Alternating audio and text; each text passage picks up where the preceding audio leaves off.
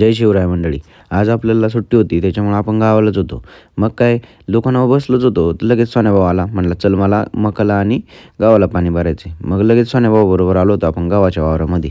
तर गावाच्या वावरात आलो, तर हे जे दिसतंय या वावरात आपल्याला पाणी भरायचं होतं. हेच आहे तुमचं चपातीचं झाड बरं का.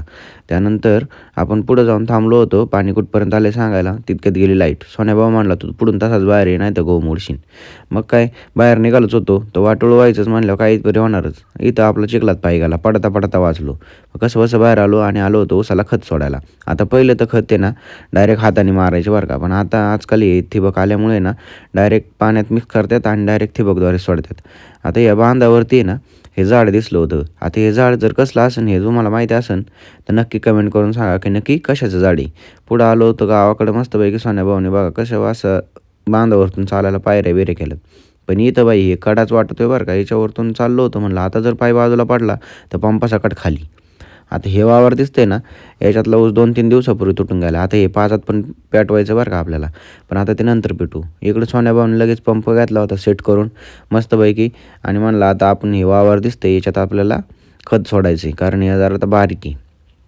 आणि दुसरीकडे पाहिलं तर लगेचच ह्या बाजूला आहे ना ही लोकं अजून ऊस तोडीत होती. आता सोन्याभाऊ आपला आंबेगाव तालुक्यातला एकदम एक नंबरचा ऊस किंग आहे बरं का.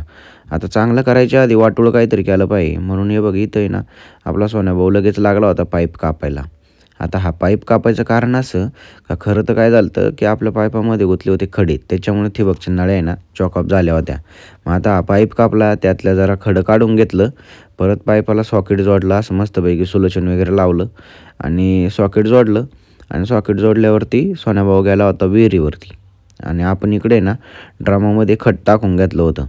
तर मग आता आपण वाट बघत होतो सोन्याभाऊ मोटर कधी चालू करतोय. आता सोन्याभाऊ पोचलाच नव्हता, पण सोन्याभाऊ पोचल्यावरती त्याने केली मोटर चालू. मग लगेच आपण ड्रम भरला आणि ड्रम भरून खत सोडून घेतलं आणि घरी आलो. तर आता ब्लॉग आवडला असेल तर लाईक करा, फॉलो करा, शेअर करा आणि कमेंट करायला विसरू नका.